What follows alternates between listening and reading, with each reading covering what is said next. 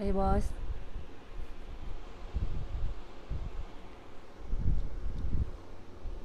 Hai Dini. Okay, bismillahirrahmanirrahim.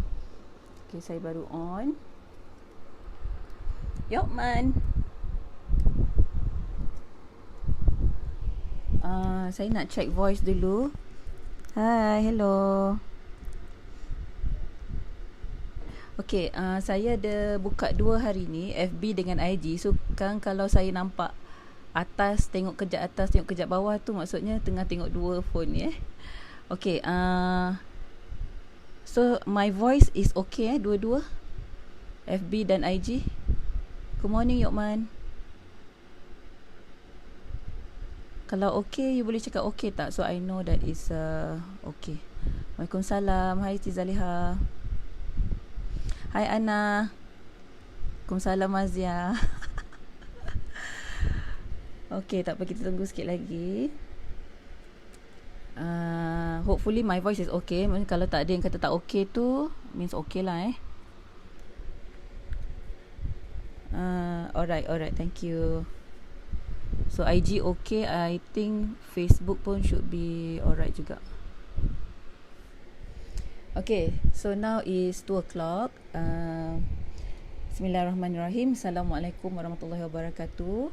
Assalamualaikum semua, selamat berpuasa pada sahabat-sahabat, kawan-kawan yang belum sempat saya mengucapkan selamat berpuasa.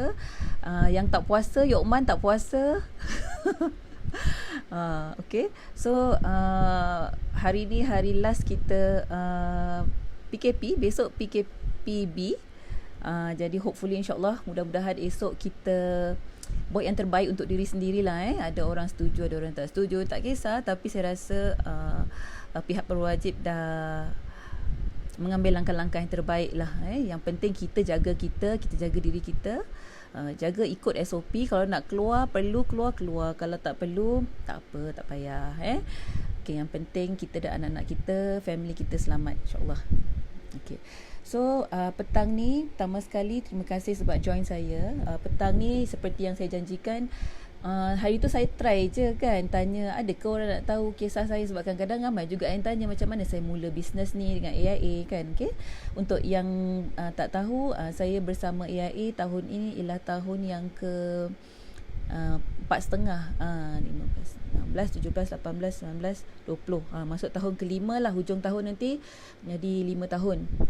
Jadi saya selalu sangat orang tanya kan, kadang-kadang bila orang invite sharing tu mereka suka bertanya macam mana saya bermula kan.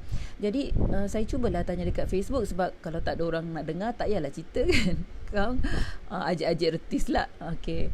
So bila tanya tu nampak banyak pula respon, dekat 200 orang yang respon. So saya rasa okay, why not kita share. Okay, tujuan saya share ni ialah untuk sebagai, kalau ada yang boleh diambil, ambil.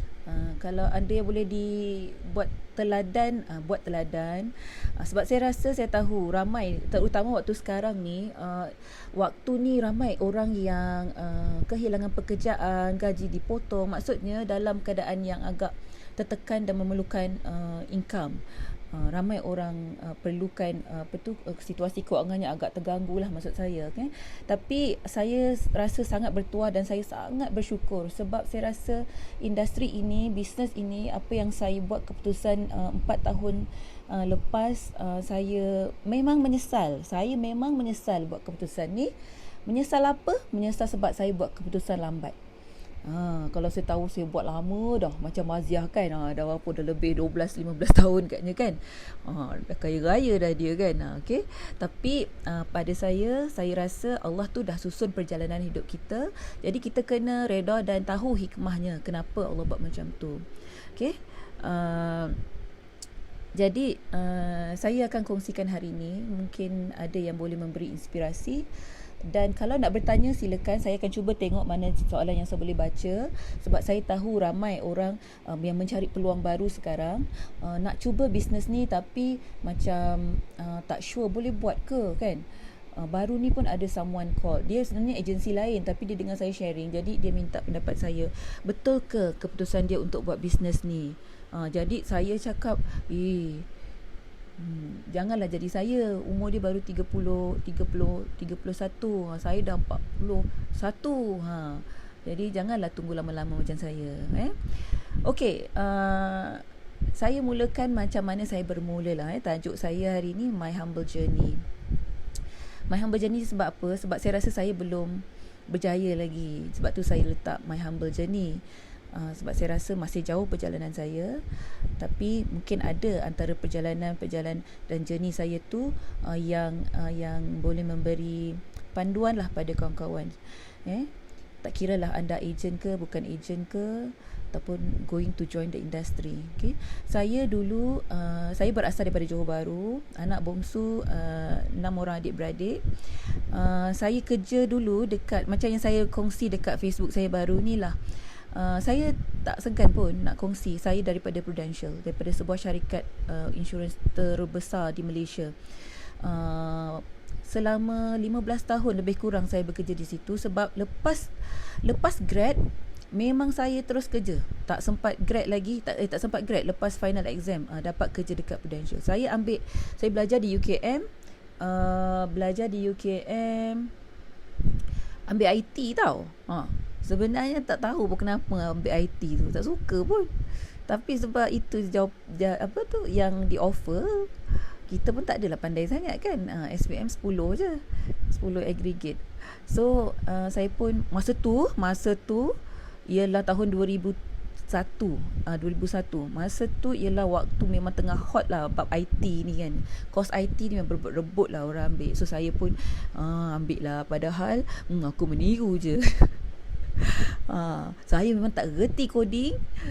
Tanyalah kawan saya, housemate saya, coursemate saya kerja tiru dia. Saya pun tak tahu macam mana saya grad.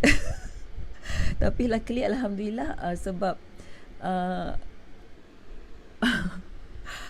alhamdulillah course yang saya ambil tu daripada tahun kedua ke atas, dia banyak bab business. Tapi bila bab business ni saya suka. Bab tu saya score. Bab coding, bab IT saya meniru. Itulah projek semua saya copy kawan saya kan. Tapi itulah dari situ sebelum grad habis final, terus saya dapat offer kerja tau. Offer kerja di Prudential sebagai IT executive. Lepas tu saya kata, interview saya dapat. Lepas tu saya kata, tak nak sebab kena buat coding kan. Saya tak suka code sebab saya tahu saya tak reti.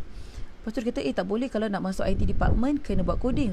Tak apalah, saya tak nak saya tolak jawatan tu. Padahal first offer kerja tau. Sebab saya pergi majlis interview beramai-ramai kat UKM masa tu, Hari Kejaya. Daripada 4 orang pergi, saya seorang yang dapat. Okay, lepas tu bekerja, saya ingatkan saya tak dapat dah sebab saya tolak. Tapi dia call balik, dia kata, okay, kita ada satu eksekutif untuk bahagian project management. You IT lebih kurang, tapi IT project, but you don't need to buat coding. Saya kata okay lah kan, start kerja. So saya di situlah bermula saya bekerja di Prudential, buat testing kan dalam bidang IT, help desk apa bagai. Dan saya kenal ramai ejen dekat situ. Dan sejak dari hari pertama, especially bila saya buat help desk, saya kena tolong banyak ejen settlekan sistem dia. Macam kalau kat AIA sekarang kita panggil iPost lah. Ya Allah, tiap-tiap hari ejen nak recruit saya.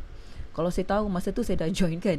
Okay. Tapi Allah kata belum sampai hidayah lagi lah kan. Jadi saya bekerja sampailah 15 tahun. Ya Allah, ya Tuhanku. Tapi along the way, masa tu ada pernah sekali saya pernah resign sekali, pergi ke AIA sebagai staff juga. Tapi setahun lepas tu saya balik dekat company lama. Tapi selepas dalam tahun ke-5 ke-6 rasanya, saya dah start berubah bidang daripada IT. Mungkin company detect saya punya talent, jadi saya dipindahkan ke bahagian agency, develop agency. Dari situlah saya bermula mengenali dunia insurance sales ni. Tapi saya tak buat sale, saya suruh orang buat sale. Saya train, saya ajar apa yang company suruh saya ajar je lah. Macam tu. Okay, itu sedikit apa sejarah pekerjaan. Sebab saya tak pernah kerja tempat lain. Saya memang tak pernah kerja McDonald ke apa ke. Memang itu je lah kerja pertama. Jadi saya memang tak ramai kawan. Kawan-kawan saya memang industrinya insurans juga.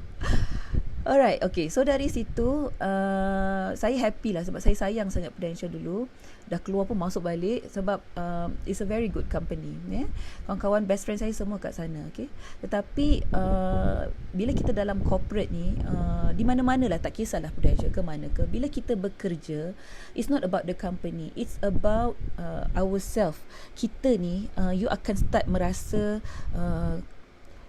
ada benda yang hilang, ada benda yang you tak dapat, ada benda yang I think I can do more. I think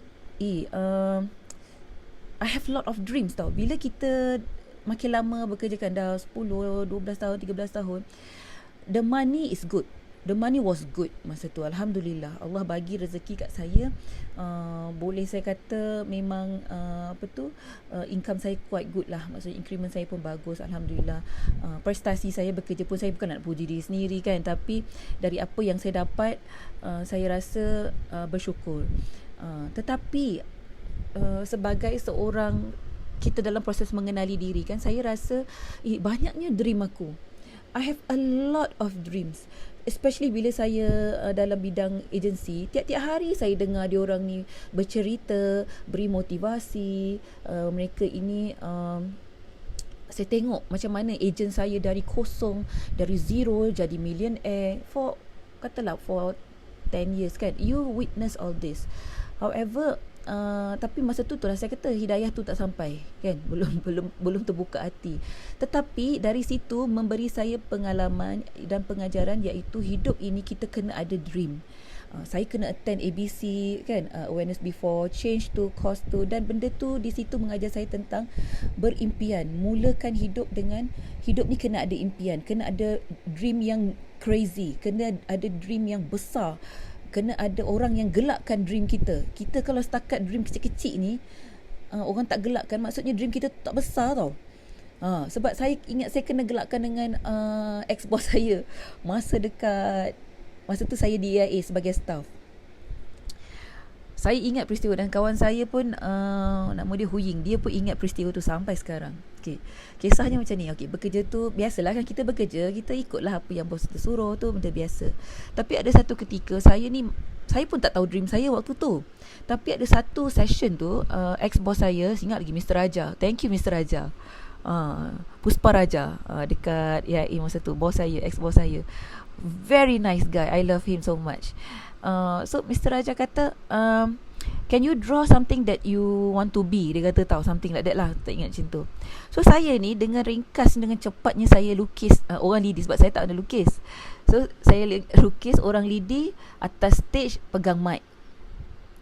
Lepas tu dah lukis-lukis tu, Mr. Raja tanya, why? You want to be singer? You nak jadi penyanyi ke? Cakap, apa hal pula dia ingat aku nak jadi penyanyi kan? Bila masa aku nak jadi penyanyi? Suara pun nak ala-ala je kan. So saya kata, tak lah, kata, I want to be a speaker. Baru saya tahu waktu tu, benda tu sentiasa dalam kepala otak saya. Nak speaker tu maksudnya apa? Saya cuma bayangkan diri saya ni ada atas pentas, pegang mic, cakap. Tu, macam tu je. Saya tak tahu saya cakap apa, tapi asalkan ada atas pentas, kelakar tau. Tapi bila saya terdetik dengan apa yang ex-boss saya kata, dia macam, awak nak jadi penyanyi ke? Maksudnya orang tu tak percaya dengan dream saya. Dia ketawa kan lah, maksudnya bukanlah dia pelekeh kan, tapi dia, kau siapa nak jadi speaker? Macam tu kan. Nobody think about that. But then only I know, maybe ini dream aku selama ni. Okay. Dan bila saya balik, saya perhalusi lagi benda tu, doktor fikir kenapa aku lukis benda ni. Dengan jelas saya ingat sampai sekarang lukisan saya. I can still draw if you ask me to. Saya fikir-fikir cakap, why I want to be on the stage? Apa tu? Hi Zayati, thank you. Kenapa saya nak on stage? Kenapa saya nak berada di situ dan pegang mic, dan saya bayangkan ramai orang depan saya? Bila saya fikir-fikir, maksudnya dia kena ada pada apa yang saya nak sampaikan. Maksudnya saya nak apa? Saya nak tengok, saya nak inspire orang, saya nak tolong orang, saya nak cakap benda yang positif, saya nak orang inspired dengan saya, supaya apa yang saya cakap ni boleh bantu orang lain, so that people can be better than me.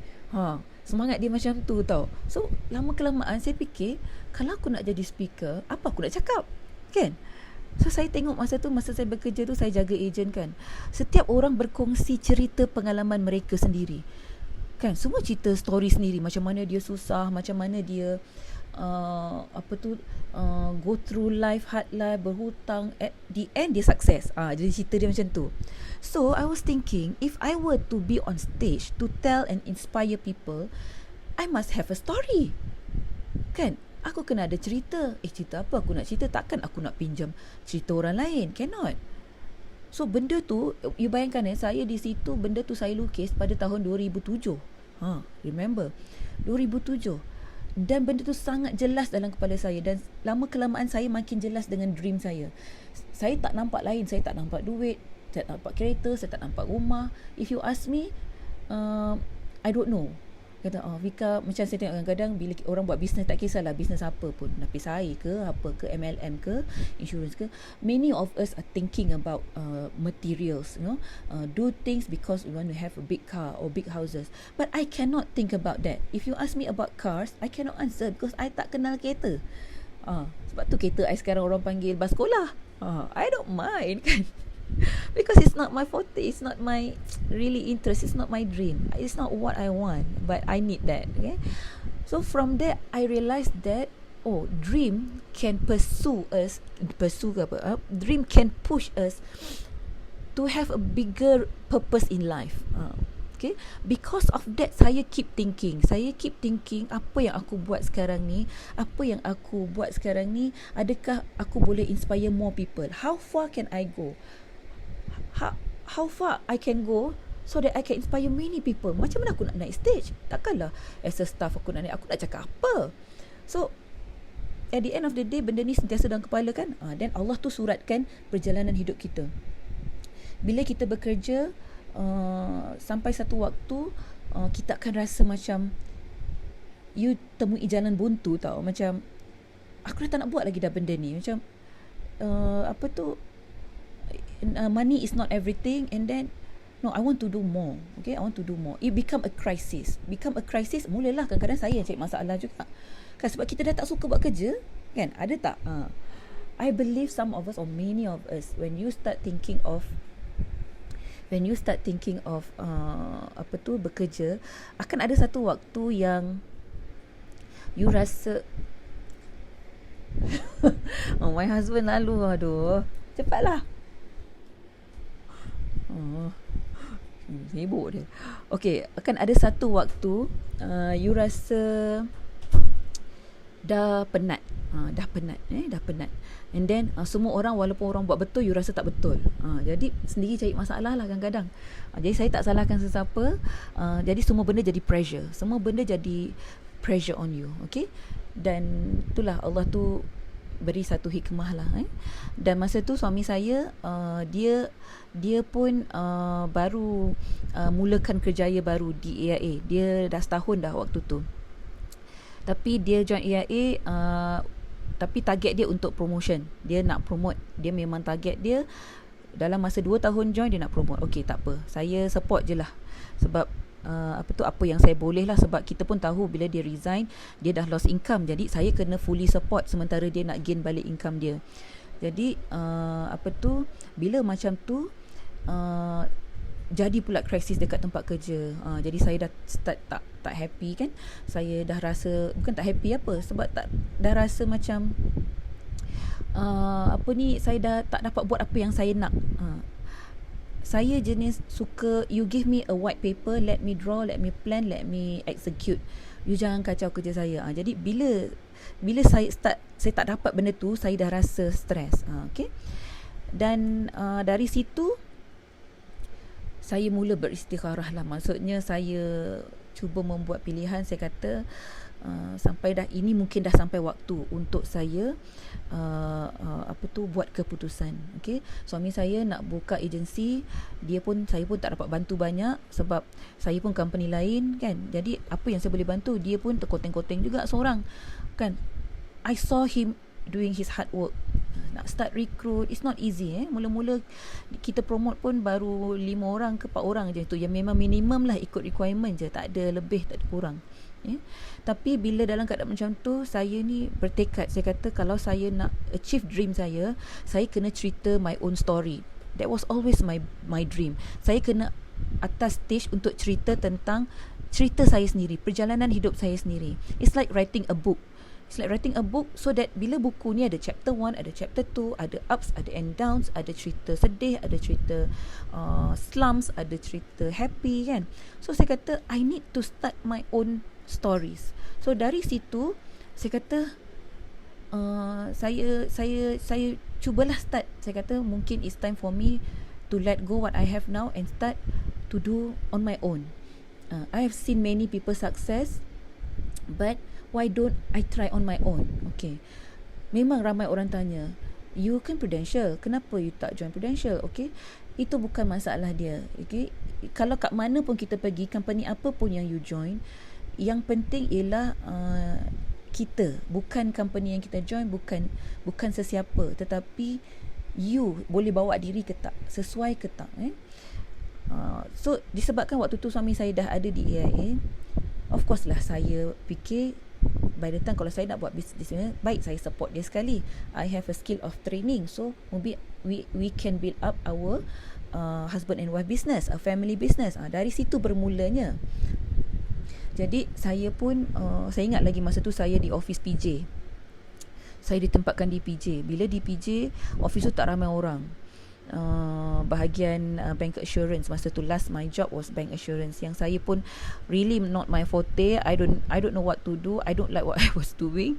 So saya rasa dah kat corner sangat dah ni. I got nowhere to go. So that's why I decided, saya kan sebelum saya resign tu, surat resign tu saya dah tulis sebulan dah.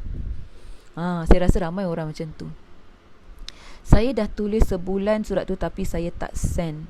Saya cuma save je draft dalam komputer saya, dan sementara tu saya mencari panduan, saya mencari jalan, mencari kekuatan sebenarnya untuk membuat satu keputusan, which I know many of us, especially kalau you guys yang sedang, especially if you are professionals, gaji dah besar, dah senior manager. I was a senior manager agency, or director of agency before I left my job. Kalau ikut dia punya designation tu senior manager lah waktu tu. So bila kita dah sampai level tu, it's not easy to make a decision. It's a very very hard decision. I know, I went through that. However, bila money is not everything, your dream become bigger, your life purpose become bigger, you don't care already. Okay. So masa tu saya dengar banyak ceramah Prof Muhaya. Saya nak benda-benda positif supaya membantu saya buat keputusan. Saya jumpa beberapa sahabat yang lebih senior dari saya, daripada background industri. Saya bagi tahu ini apa yang saya ingin lakukan, apa yang saya perlu lakukan. Okay. My husband of course definitely support, tetapi saya tahu he was struggling that time. Not easy also. Masa tu nak start buka team, not easy, really not easy. Dan akhirnya saya dapat satu kekuatan bila saya dengar, okay ni you boleh mungkin ambil lah sikit. Saya selalu dengar Prof Muhaya, dia kata macam ni, kita ni selalu ataupun kadang-kadang terlalu bergantung kepada manusia. Kebergantungan kita ni terlalu banyak kepada manusia. Kita takut kalau kita berhenti kerja, kita tak ada gaji, kita tak ada income, kita tak ada rezeki dah lah lepas tu kan. Itu yang kita takut. Sebab yang bagi kita rezeki, kita rasa macam bergantung pada manusia lah, bos kita yang bagi kita kan. Kita terlalu takut. Sedangkan kebergantungan kita hanyalah 100% kepada Allah. Kalau cakap semua orang tahu, tapi berapa orang yang boleh buat? Macam mana kita nak bulatkan tekad supaya kita serah 100% pada Allah. Ya Allah, aku serahkan pada Engkau, apa nak jadi lepas ni, aku cuma yakin rezeki tu Kau yang tentukan. Ya Allah, saya rasa nak menangis. Sebab sekarang ni lah, sebab saya rasa momen itu adalah momen yang susah sangat nak buat keputusan. You nak hantar tekan butang resign, send tu kan. It was a very hard time for me. Saya sehari tak kerja dekat office waktu tu. Siti Zaliha kata surat resign dia hantar, bos hold 1 bulan macam tu. Saya tak ada. Saya pergi masa tu, saya pergilah buat solat duha kan. Saya dah tulis dah plan saya. Satu paper saya letak bawah sejadah. Saya kata, saya solat ni, saya minta lepas solat ni bagilah saya kekuatan, ya Allah, saya nak hantar surat resign ni. Lepas tu lepas saya solat tu, memang saya rasa macam, ya Allah, tiba-tiba datang satu kekuatan yang memberikan saya, hantar je Fika, hantar je, tekan je butang send tu. Dan immediately lepas tu, dalam Zohor kot, saya tekan send. I tell you, siapa yang pernah hantar surat resign, saya rasa you faham.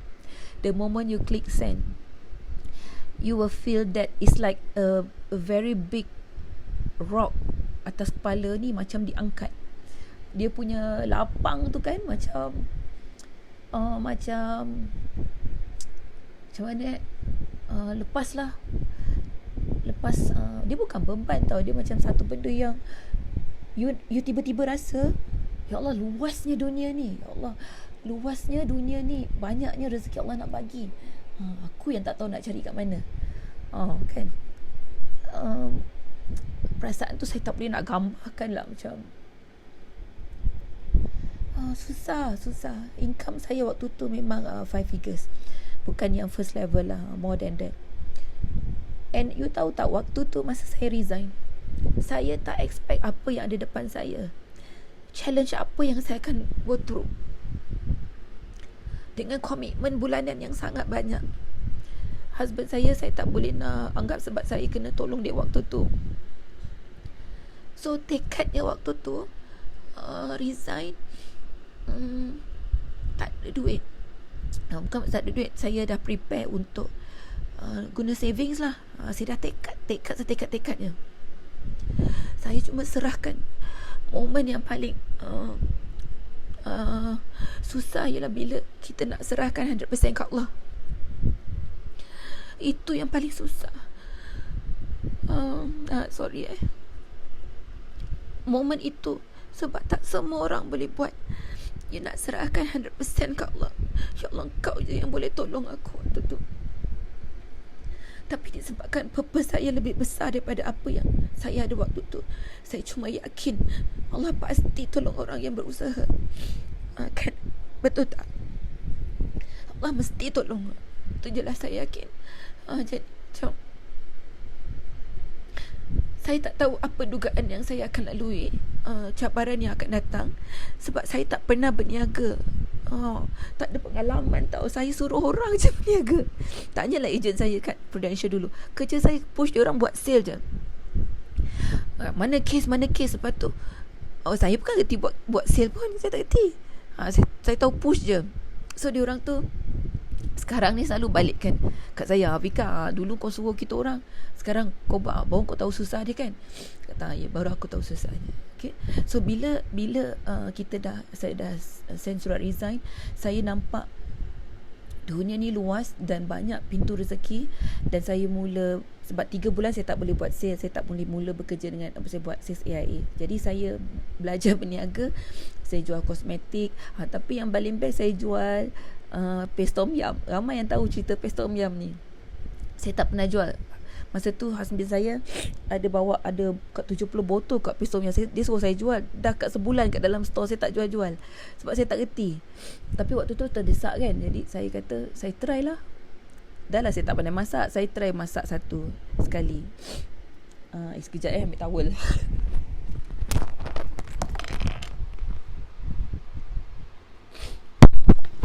Okay. Saya try masak sekali. Lepas tu saya sendiri masak, saya rasa tak sedap. Lepas tu rupanya salah arahan. Tu saya buat lagi. Saya ambil gambar, saya letak kat Facebook. Ramailah pula yang respon. So yang respon tu dalam masa 2 hari habis saya punya stok, sampai tak cukup stok. So dari situ saya nampak, seronoknya berniaga ni kan. Tak ada pun orang reject aku, tak ada pun orang marah aku. Aku jual paste tom yum je kot. Lagi ramai kawan ada, ramai orang support. Dan saya rasa macam seronoknya. Sebab saya cakap dengan you, semasa kita bekerja, saya tak cakap orang lah, tapi mungkin kita ada persamaan. Kita ni bekerja, bila kita bekerja, kadang-kadang kita ni ada ego tau. Saya sendirilah, kita ada ego melihat orang berniaga ni sebagai satu macam kedudukan dia macam lebih rendah daripada orang bekerja, which is so wrong. Please lah, kita apa ni, bisnes apa ni, alah tu pun nak jual lah, macam tu tau. Dia ada ego tu. Saya minta maaf sangat, tapi itu was in my mind before. Tapi sebab tu keputusan, saya tahu kenapa kita fear nak buat keputusan. Sebab satu benda yang salah satu kenapa orang susah nak berkeputusan untuk tinggalkan kerjaya yang bekerja sebelum ni, sebab one of the reason is because kita ada ego. Sebab kita takut orang nampak kita menjual. Orang nampak kita ingat menjual ni macam meminta-minta. No, I have gone through that and I had that ego too. Mungkin tak semua orang ada, tapi saya ada. Even kadang-kadang saya minta maaf lah dengan husband saya pun, kadang-kadang I look down to him. So bad saya buat. Apa, saya dah minta ampun dah kan. Tapi bila macam tu, bila saya berada di situasi itu, saya rasa macam ya Allah, indahnya dunia berniaga ni, seronoknya. Walaupun jual pes tom yam bukannya banyak sangat pun, untung RM1 je kan, tapi kepuasan. Saya bercakap tentang kepuasan apa? Kepuasan tolong orang tak reti masak, you masak tom yam tu, pes tom yam tu, you masuk pes, you campak ayam dia jauh je, siap tom yam you kan, menyelesaikan masalah orang kan. Siapa kata dosa? Kan, menyelesaikan masalah orang. Jadi saya nampak okey je berniaga ni. Lepas tu saya jual makeup. Tu saya dengan kawan lah ajak, saya pun try. Masa tu kawan saya Fauzul lah. Mereka ni yang mengajak saya join diorang, team diorang jual makeup. Saya pun buat juga. Ada presentation juga. Lepas tu okey juga, ada juga orang beli. Tak ada pun orang reject. Orang reject cakap tak nak je, macam tu je. Lepas tu apa lagi aku jual? Saya pernah buat personal shopper IKEA. Masa tu kat Johor tak ada IKEA. So dari KL balik Johor, kereta saya besar, macam bas sekolah kan. So kosong. Saya kata aku ni nak tapung duit minyak macam mana. So saya buka order IKEA dekat Johor. Dari saya beli barang kat IKEA, saya hantar ke Johor. Tapi yang kelakar, saya tak reti nak charge. Orang tanya berapa Fika opah, tak tahu lah sekating kau nak bagi berapa. Tak apa, aku tahu berapa banyak minyak tu dia bagi. Banyak juga, saya kata kan. Saya tengok banyak juga dia bagi aku. Okey, lepas tu dari Johor ke KL, macam mana saya nak tampung duit minyak saya? Apa yang tak ada kat KL? Saya fikir, masalah orang kat KL, dia tak dapat murtabak cheese yang pure Johor punya, Singapore. Saya buka order,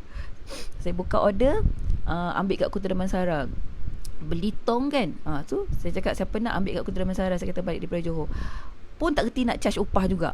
So orang pun bayar. Bila saya balik, saya banyaknya orang bagi upah. Padahal saya sini manager tahu. Sebelum tu aku jual murtabak. Aduh. Tapi dari situ yang saya belajar macam ya Allah, indahnya baiknya orang-orang ni kan. Tak ada pun orang reject saya. Macam jadi seronok. Dia jadi seronok. Dalam waktu 3 bulan yang saya tak boleh start bisnes AIA tu, jadi ejen takaful tu, itu yang saya nampak mula menjadikan saya lebih jatuh cinta kepada berniaga, yang tak pernah tahu pun ni. Rupanya tak ada susah. Bukan susah tu susah, tapi tidaklah seteruk yang kita jangka.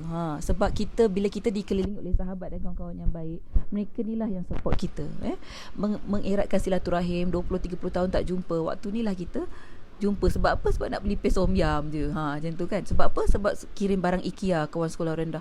Ya Allah, sebenarnya indahnya benda tu menghubungkan kita dengan kawan-kawan. Bila kita mula nampak daripada segi positifnya, ya Allah, memang cantik. Okay, dari situlah bermula. Tu panjang kan cerita dia kan. Saya rasa apa yang saya cerita ni, banyak lagi orang yang go through many more experience yang mungkin lagi menarik daripada ni lah. Tapi saya cerita apa cerita saya. Okay, saya join AIA start bermula 2015, 29 Oktober. Itu adalah tarikh last physical saya di company lama, dan itu adalah tarikh kontrak saya. Hari yang sama di AIA. Hari yang sama saya dah start appointment lah. Saya dah susun, terus ikut suami saya jumpa klien. Itu pengalaman utama saya. Saya pakai baju tudung biru, dia pakai baju biru. Saya rasa saya nak ingatlah momen tu. Okay? So dari situ, okay, banyak yang bertanya, macam mana Kak Fika buat all out? Okay, buat all out. Kejap ambil kat luar lah ni anak saya ni. Okay, macam mana saya buat all out? Okay, kenapa saya buat all out? Saya buat AIA hari pula, tahun pertama saya tak MDRT. MDRT ni $1 million round table kan, tahu kan? Saya tak MDRT. Saya buat 500,000 production tahun pertama, tapi saya tak MDRT sebab kes saya banyak monthly dan saya tak tahu pun MDRT tu apa. Walaupun bos saya Mr. Mohan tadi dia watch, bos tiap-tiap hari dia suruh MDRT, saya tak faham MDRT tu apa. Saya rasa macam susah gila nak dapat MDRT ni, dan saya rasa macam orang gila je yang buat. So saya macam tak peduli sangat, tapi saya just keep doing. Appointment saya sehari dalam 3 ke 4 appointment waktu awal-awal tu. Sebab apa? Sebab saya terpaksa all out. Terpaksa all out sebab apa? Sebab saya ada 2 rumah kena bayar, ada 3 kereta kena bayar. Jumlah komitmen saya, dan saya mula-mula tu ingat boleh dapat financial assistance daripada AIA, tapi rupanya saya tak layak. Jadi saya dah tak boleh patah balik. Jadi what choice do I have that time? Husband saya baru nak merangkak, kumpul income. Jadi every month saya menggunakan saving saya sampai habis saving saya. Tetapi saya yakin, saya kata income yang aku kumpul selama 15 tahun ni aku terpaksa gunakan dalam masa setahun, tetapi aku yakin dengan rezeki Allah, insya-Allah aku akan dapat lebih daripada ini. Tiap-tiap bulan saya pergi keluar withdraw duit kat bank. Bukannya withdraw gaji tau, withdraw savings untuk settlekan kita punya komitmen. Saya reduce banyak perkara. Kalau sebelum berhenti kerja, expenses saya dalam 15,000 sebulan. Bila kita dah tak ada keadaan macam tu, banyak benda saya cut. Saya ni kuat shopping. Tanyalah kawan-kawan saya yang saya kuat shopping. Masya Allah, kalau beli kasut bukan sepasang, dan kasut tu pun tak pakai sampai ke keput. Tapi bila saya terpaksa ambil langkah begini, nombor 1, saya tak shopping. Almost 3 years saya tak masuk shopping mall. Office saya depan Jekyll tau. You tahu tak depan Jekyll tu dugaan dan godaan dia banyak mana? Pergi training, Cap Square, pergi 3 orang, balik seorang, 2 sangkut dalam Jekyll kan. Masa tu Jekyll belum kena boycott lagi. Depan tu Sogo. Sogo tu memanglah, ya Allah. Tapi because of saya kena jimat, nombor 1, what I had to do, I have to change my lifestyle. Totally change. Saya tak tukar baju-baju saya yang selalunya saya shopping baju, tak tukar for 2 or 3 years. I didn't go for shop. I didn't shop for my daughter. I potong lah benda-benda. Astro pun semua potong. Tak ada Astro rumah saya. Bukan setakat Astro, kadang-kadang api pun kena potong, air pun kena potong. Aduh, ya Allah, ya Tuhan. Kalau ada husband saya, dia lagi pandai cerita bab tu. Memang kelakar. Sampai waktu macam tu. Rupanya saya boleh survive. Kita boleh survive dalam jumlah amount yang kurang daripada itu. Sebab apa? Saya baru sedar. Ini teladan untuk kita. Sebenarnya tiap-tiap hari apa yang kita belanja, banyak yang tak perlu. Kita ni kurang bersyukur tau. Waktu kita ada duit, selalu kita jarang bersyukur. Sebenarnya kita boleh simpan banyak duit lagi, tapi kita duk shopping perkara-perkara yang tidak sepatutnya kan. Jadi bila saya cut everything, cut here, cut there, boleh rupanya aku hidup dengan kurang daripada itu. So bila kita bekerja dalam masa nak dekat setahun kan, 6 bulan, saya dah nampak income saya tu dah makin bertambah. Kalau setiap bulan withdraw banyak ni, bulan ni kurang dah. Tiap-tiap bulan dah macam cerita labu-labi dengan husband saya. Awak punya berapa income? Saya punya dah banyak ni. Transfer kat dia. So kita akan sit down, kumpulkanlah income kita, income suami isteri kan. Tengok abang dah banyak ni, saya dah banyak ni. Dan kita tengok dah boleh maintain ke belum. That's how kita plan.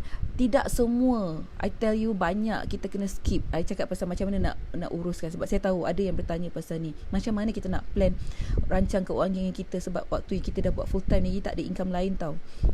So waktu tu memang tak semua kena bayar on time lah. Kereta adalah lubang sebulan 2 bulan. Jangan sampai kena tarik je dah macam tu. Bayar ni pula, yang tu pula lompang macam tu. Tapi ada sekali rumah saya pernah kena lelong. Belum lelong lagi, nak kena lelong, surat mahkamah sampai. Saya tak tahu.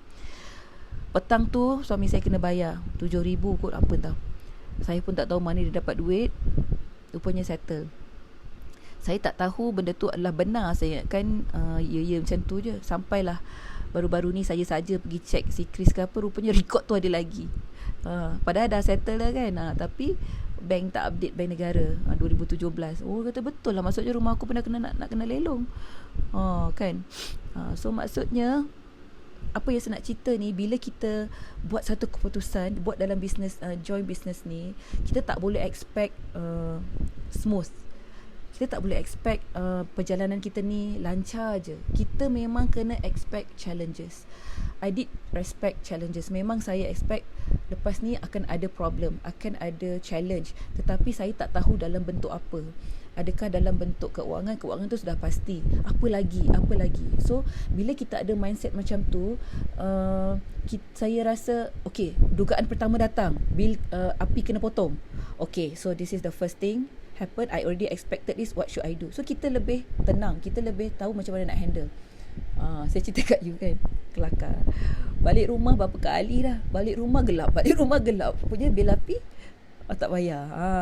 Pergi duduk hotel murah sekejap. Kalau tak pun saya tumpang rumah kakak saya. Saya cakap rumah saya blackout. Padahal api kena potong, tapi tak boleh duduk lama-lama kan. Kena cari duit bayar. Belum masuk api lagi, air. So pengalaman-pengalaman ni, I tell you, kita kena go through tau. Bila kita go through, when you are on stage to tell your stories, you have stories to tell, and it become a funny things. Dia jadi lawak macam, tahu tak dulu rumah aku balik rumah gelap, api pun tak ada sebab tak ada duit nak bayar kan. Tapi itu yang menjadikan kita kuat, jadikan kita macam alah apalah sangat kan. Macam sekarang ni kan, banyak ejen baru datang. Kadang ejen baru kat grup saya pun ada juga, baru start berapa bulan tak ada sale lagi, memang tak ada duit kan. Nangis. Satu cakap, bos macam mana ni bos, kereta dah tak bayar, berapa bulan tak bayar? Baru sebulan. Baru sebulan kot. Alah lag, tak ada benda. Jadi pada kita ada masalah lebih berat daripada tu, daripada kita nak bercakap pasal benda-benda yang sikit-sikit ni. Setakat kereta tak bayar sebulan, apa sangat kan.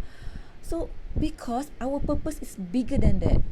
We have a bigger purpose. Kita ada dream yang lagi besar nak kejar ni, bukan setakat yang tu kan. Jadi we just need to keep going. I just keep telling myself, I have a very good boss, I have a very good coach, Mr. Mohan. My husband, yelah husband kan, paksalah support. Itu pun tak senang tau, gaduh je kerja kan. Kadang-kadang kita kena ada. Kawan saya Izayati, she's my buddy, okay.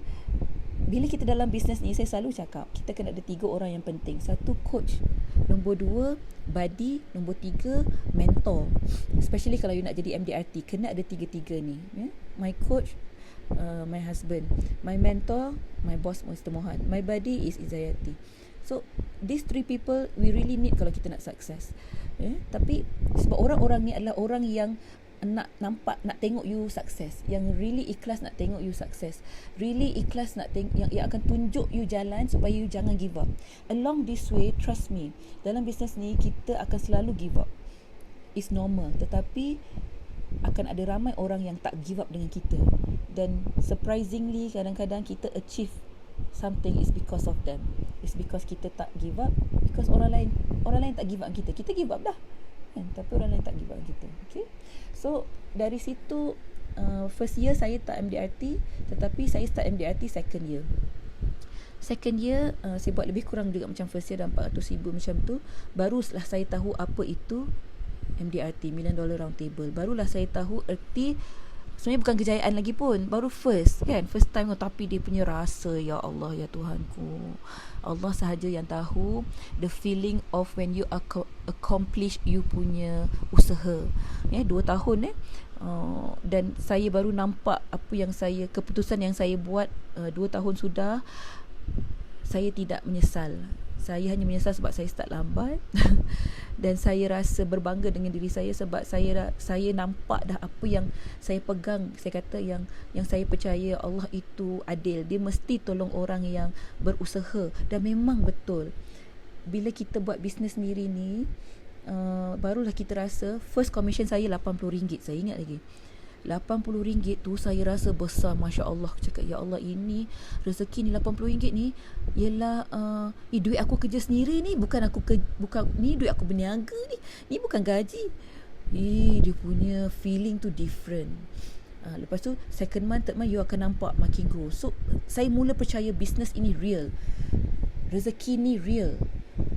Dia bukan dimomok-momokkan. Tidak, dia memang betul. You letak effort, itulah you dapat. You tak putus asa, itulah yang Allah bagi. You kerja lebih, Allah bagi lebih. Sebab kita bergantung kat dia kan. So memang macam tu lah. Saya just tell myself to keep going. Saya jadikan MDRT sebagai satu platform. Kenapa MDRT? Padahal dream saya nak jadi speaker kan.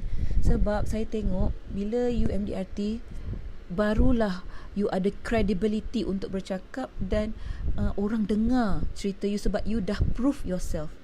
Kalau kita belum, masa tu ada orang invite saya sebelum saya MDRT, saya rasa bersalah sangat sebab saya kata I have not success, tapi I pun tak berani nak cerita sebab saya takut saya pun tak sukses lagi. I have not achieved what I want.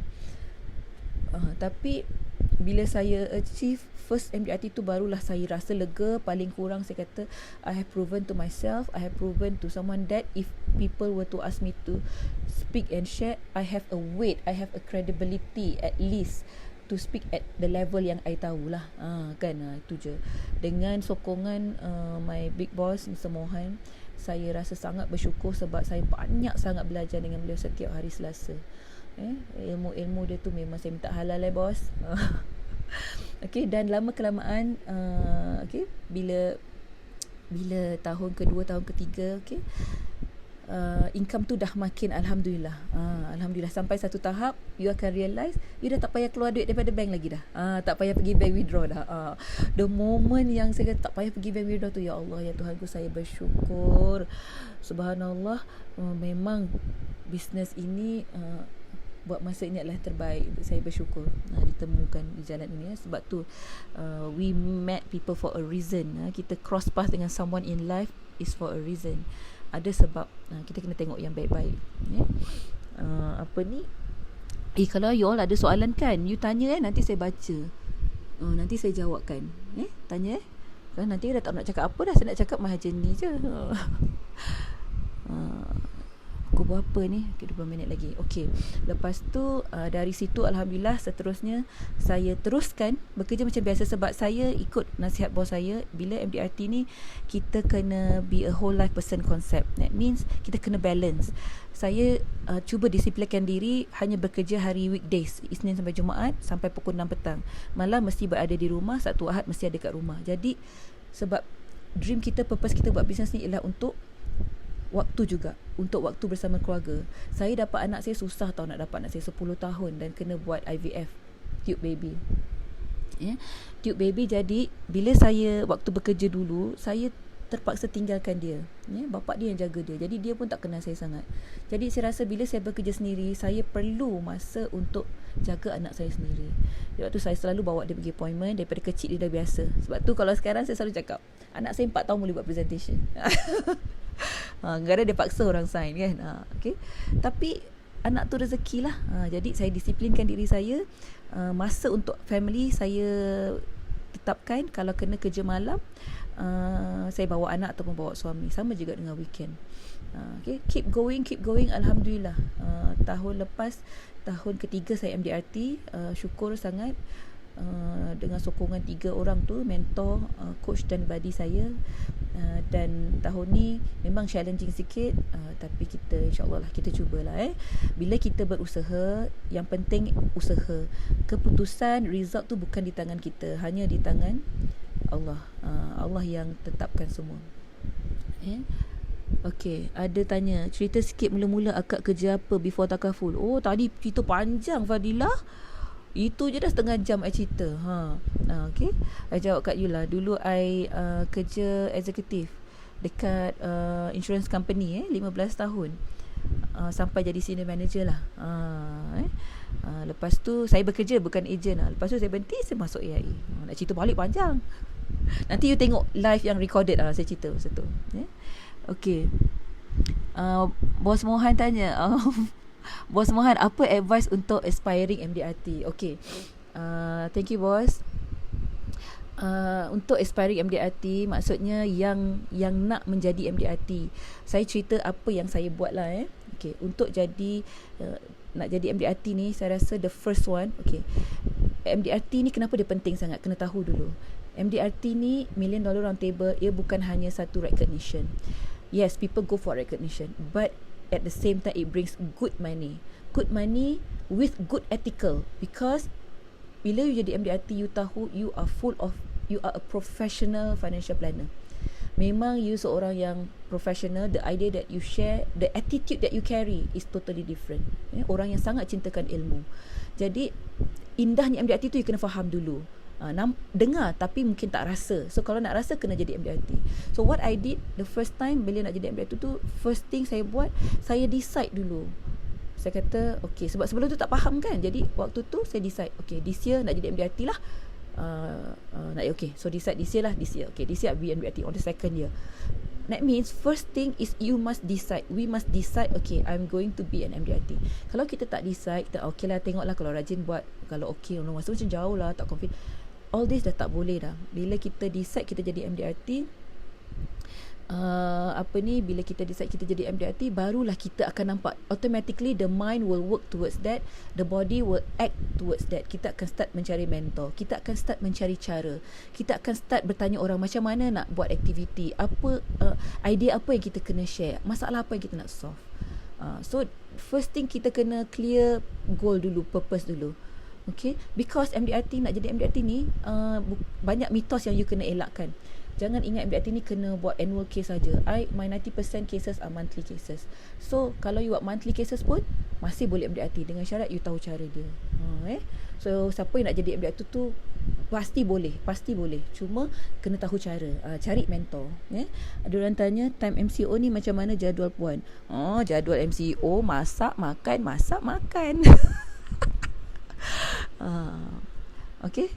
Okay, so MCO ni, saya komen sikit lah rasa tak banyak sangat.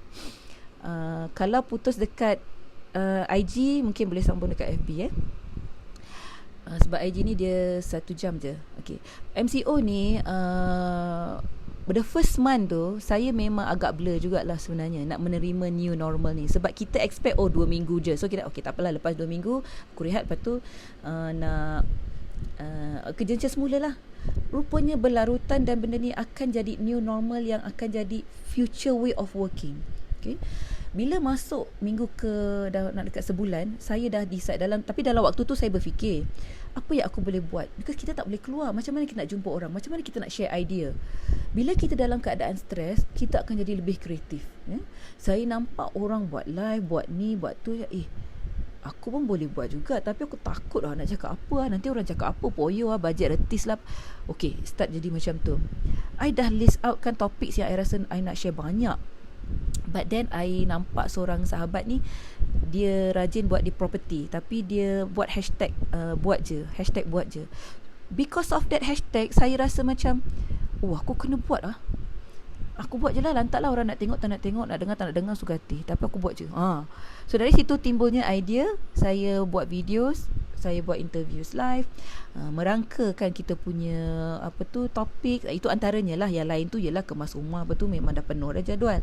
Pagi kalau saya rajin, saya ikut online exercise kan. Tapi maksudnya apa?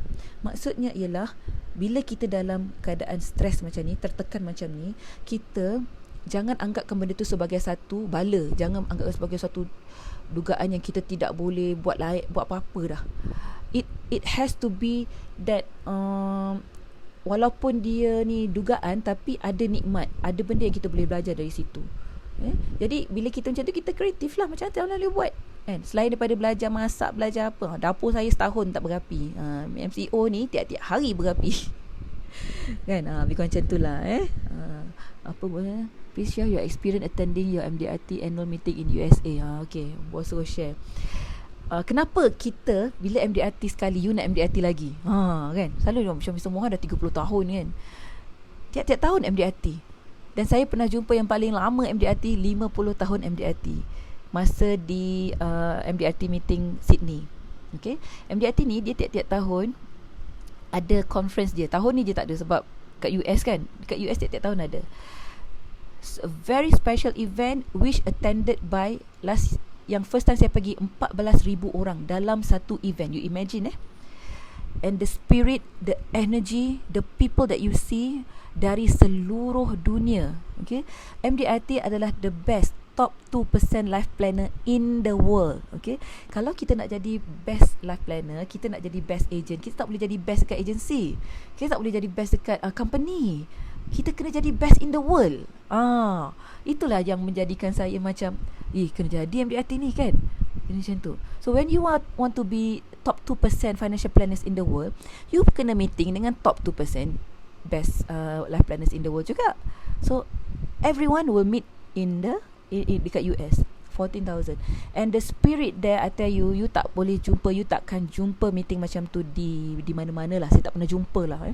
The spirit of learning, dia ada beratus speakers, ada beratus sessions, yang you choose which session you want to go, and you will start seeing people yang dah tua, yang pakai tongkat, pakai wheelchair, still pergi classes to learn.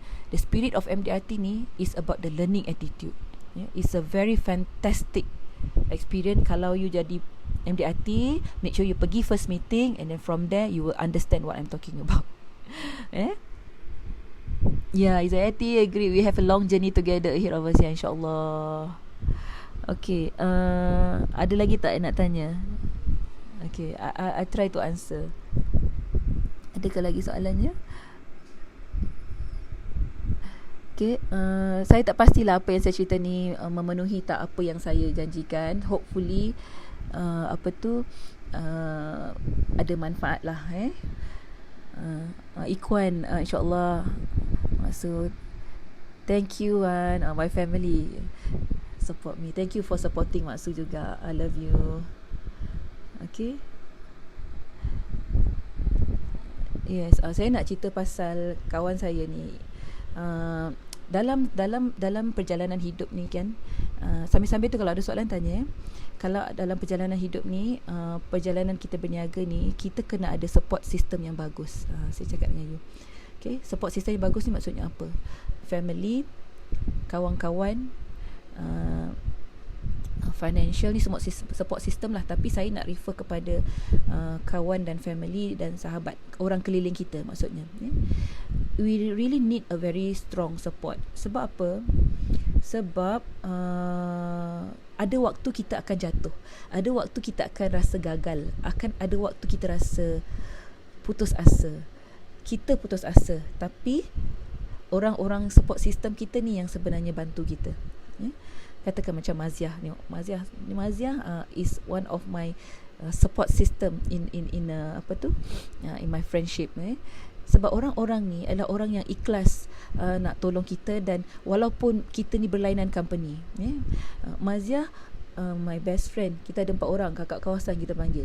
4 orang ni, 3 di Prudential, saya di AIA. Tetapi persahabatan yang 4 orang ni sampai sekarang, dan we don't care which company you are, kat mana kita berada, tapi we always support each other.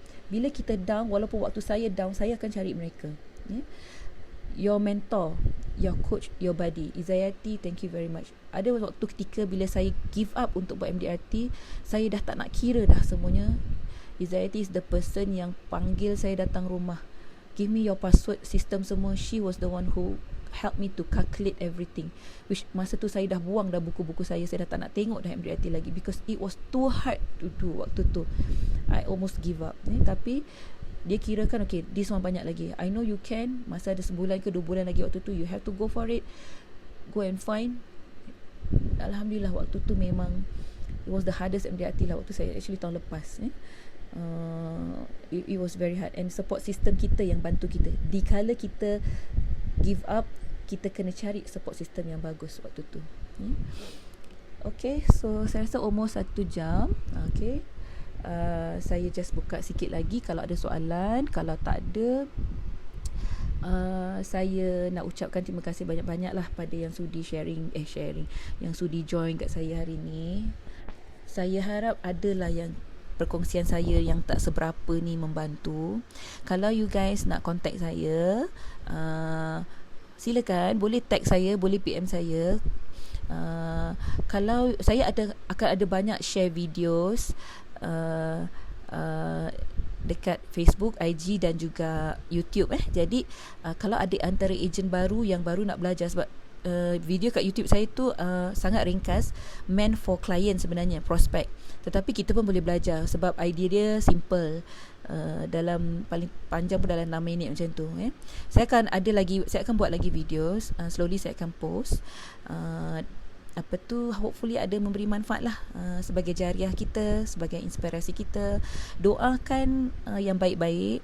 Kita kena stay sentiasa positif dalam setiap dugaan yang datang. Kita kena tengok, it depends on what lens that we use. Saya suka cakap pasal ni. Choose okay, siapa yang kat IG tu dah habis, boleh sambung kat FB. FB ni boleh panjang sikit. Choose our lens.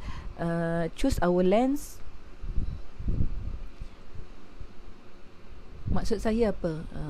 Sebab bila kita choose our lens, kalau benda warna hijau kita pakai lens merah, dia akan jadi merah juga, kita nampak merah. Benda warna kuning kita pakai lens hijau, dia jadi hijau juga. Okay, so bila macam ni, maksudnya apa? Kalau sesuatu masalah, kita guna kanta masalah, dia jadi masalah. Kalau dia masalah tapi kita guna kanta penyelesaian atau peluang, dia jadi peluang. Tapi kalau satu peluang you pakai kanta masalah, dia akan jadi masalah juga. Sebab tu orang banyak tanya saya, MCO ni macam mana? Saya kata okey je, tak ada masalah, sebab pada saya ia adalah satu peluang. MCO ni peluang kan. Jadi kita pandailah cari kan. Ada.